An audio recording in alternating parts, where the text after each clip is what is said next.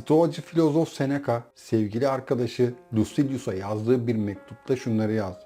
Lucilius, bizi ezecek şeylerden daha çok korkutacak şeyler var.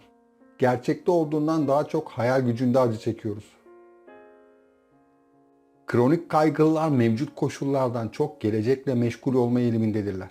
Gün boyunca ve hatta gece boyunca düşünceleri henüz gelmemiş olan gizemli dünyasında dolaşır. Çirkin yüzünü gösterebilecek talihsiz bir kaderle nasıl başa çıkacağının planlarını yapar. Planlar yapar ve hesaplar.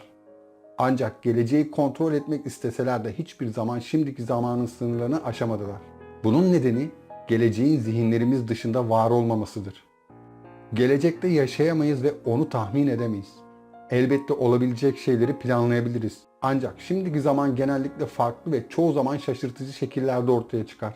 Yine de birçoğumuz dikkatimizi bilinmeyene odaklıyor ve muhtemelen tahmin edemeyeceğimiz şeylerin kendilerini bize nasıl sunacağına dair sonsuz hayaller kuruyoruz. Seneca bu olguyu hem arkadaşı Lucilius'ta hem de çevresindeki insanlarda gözlemledi. Geleceğin yanıltıcı alanına yönelik bu çoğu zaman yorucu ve yıkıcı duruşa Stoacı akıl yürütmeyle karşılık verdi. Bu konuda endişelenmenin neden anlamsız olduğunu açıkladı ve bunun yerine ne yapmamız gerektiği konusunda bize tavsiyelerde bulundu.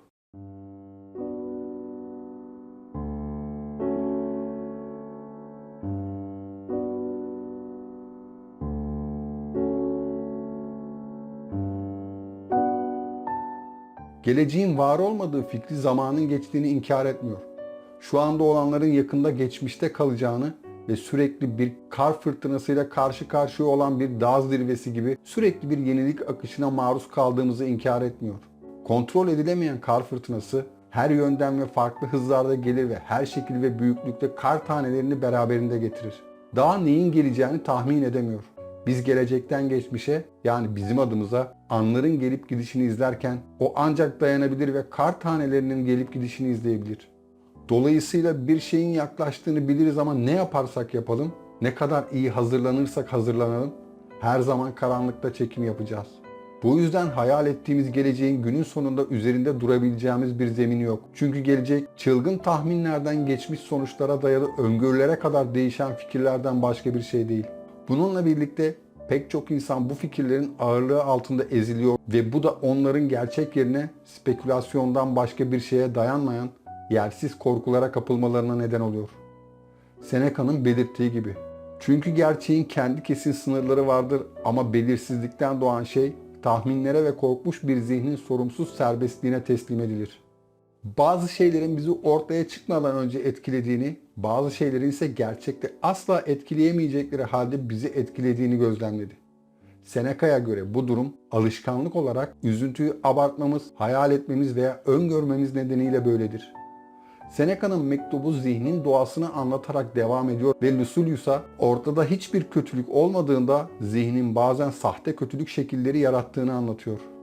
Veya kendisinin belirttiği gibi anlamı şüpheli olan bir kelimeyi en kötü yapıya dönüştürüyor ya da düşmanın ne kadar öfkeli olduğunu değil, öfkelendiğinde ne kadar ileri gidebileceğini düşünerek kişisel bir kininin gerçekte olduğundan daha ciddi olduğunu sanır.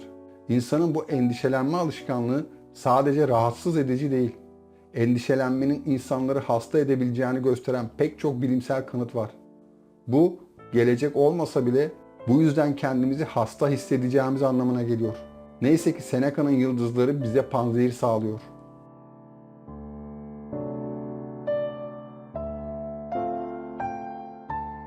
Çektiğiniz acılar gerçek mi yoksa hayal mi? Peki Seneca insanın bu endişelenme alışkanlığıyla mücadele etmek için hangi panzehirleri önerdi? Onun çaresi zihni gerçeklikle ilgili belirli fikirler ve gerçeklerle güçlendirmek ve aynı zamanda şans ve talihsizliğe karşı tavrımızı değiştirmekten geçiyor. Her şeyden önce arkadaşı Lucilius'a başına birçok talihsiz olay gelse de her zaman olduğu yerde durduğunu hatırlatır. Yani öyle görünüyor ki bir şekilde bu durumla her zaman başa çıkabiliyordu. Kendi hayatımızın tarihine baktığımızda önceden felaket olarak algıladığımız şeyin genellikle hayal ettiğimizden farklı olduğu sonucunu çıkarabiliriz. Çoğu zaman tahmin ettiğimizden daha az acı çekeriz. İşin ironik yanı acının çoğunluğunun asıl olay gerçekleşmeden önce meydana gelmesidir. Örneğin bir sınava girme konusunda kaygılıyız ve ondan önceki haftalarda her gün bunun için endişeleniyoruz. Bayılacak mıyım? Bunu mahvedecek miyim? Ancak sınav sırasında yaşadığımız kaygı, önceki haftalarda yaşadıklarımızın yanında yok denecek kadar az. Bu konunun kökeni sınavda başarısız olmanın sonuçlarına ilişkin inançlarımızda yatmaktadır. Şöyle düşünebiliriz. Başarısız olursam hayatım biter. Veya eğer bu sınavı geçemezsem o zaman söyledikleri doğrudur. Ben gerçekten başarısızım. Ancak bu inançlar doğru değil çünkü bekledikleri sonuçlar henüz gerçekleşmedi ve tahmin edilemiyor.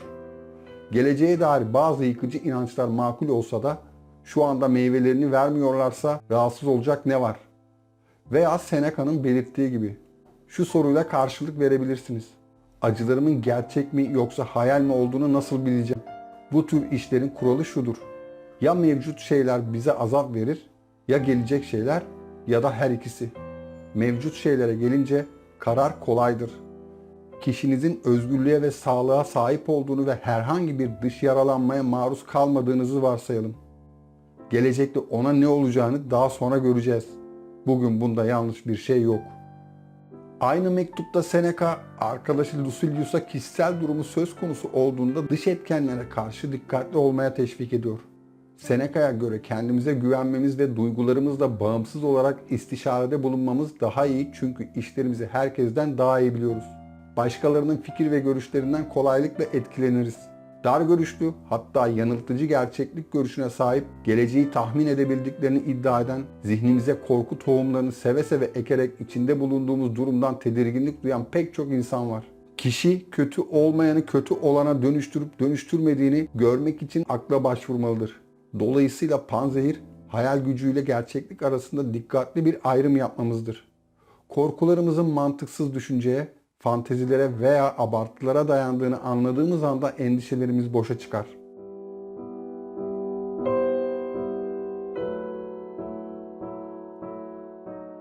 Kötü şans bile kararsızdır.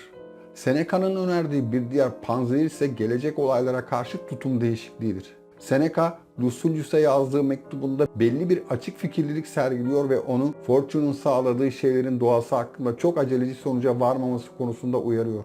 Bu durumda şans, kadim tanrı Fortune'e atıfta bulunur. Şans ve kader tanrıçası. Sadece ne olacağı ve bu olayların nasıl sonuçlanacağına dair değil, aynı zamanda bu olayların doğasına ve yaşamlarımızı tam olarak nasıl etkilediklerine ilişkin insan bilgisizliğimize baktığımızda kaderi değerlendirirken dikkatli olmak daha iyi olur. Bazı durumlarda beklediğimiz talihsizlik gerçekten meyvesini verir. Ancak olaylar bazen o kadar radikal ve beklenmedik bir hal alıyor ki her şeye rağmen paçayı kurtarıyoruz. Bunu bir kaplan tarafından takip edilen, eski bir kuyuya atlayan ve dipte bir yılanla karşılaşan bir adamla ilgili bir Budist hikayesinde görebiliriz. Duvardan çıkan ve fareler tarafından kemirilen bir köke sımsıkı tutunuyor. Kaderi belirlenmiş gibi görünse de birdenbire şans ona bir çıkış yolu verir. Bu nedenle herhangi bir zamanda üzerimize zorluklar düşebilir ancak korkunç durumlarda şans eseri de olabilir. Seneca, kötü şans bile kararsızdır dedi. Dolayısıyla onun panzehiri bir olayın doğasını gerçekleşmeden önce yargılayamayacağımızı ve sonuçlarının apaçık ortada olduğunu bilerek geleceğe dair açık fikirli olmaktır.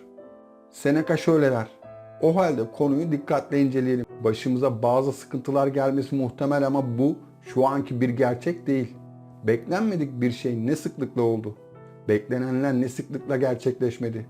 Ve farz olduğu halde çektiğin acıyı karşılamak için koşmanın ne faydası var? O geldiğinde çok geçmeden acı çekeceksin. Bu arada daha iyi şeyler için sabırsızlanıyoruz. Bu kötü şeylerin olabileceğini inkar etmemiz gerektiği anlamına gelmez. Seneca arkadaşını olabilecek korkunç kaderlerden habersiz olmaya teşvik etmiyor. Dikkatle gözlemlemeyi savunuyor. Bir yandan talihsizliği inkar etmek akıllıca değildir. Öte yandan en ufak bir olumsuzluk belirtisinin bizi paniğe sürüklemesine izin vermemeliyiz. Yani anahtar, tüm seçenekleri açık tutarak mevcut durumu dikkatli bir şekilde değerlendirdiğimiz cehalet ve takıntı arasındaki orta yolda yürümektir. Üstelik her şeyin göründüğü gibi olmadığını, kaderin bir kış fırtınası gibi değişken olduğunu bilerek olayların doğası hakkında açık fikirli olursak, geleceğe ve hatta şimdiki olaylara ilişkin yargılarımızın çoğu zaman yanlış yönlendirildiğini fark ederiz. Onlarla ilgili korkularımız yersiz ve talihsizliğin önümüze geleceği kesin olsa bile henüz ulaşmadıysa o zaman neden önceden hayal gücümüzde acı çekerek vakit geçirelim? Video bitti. Hoşça kalın.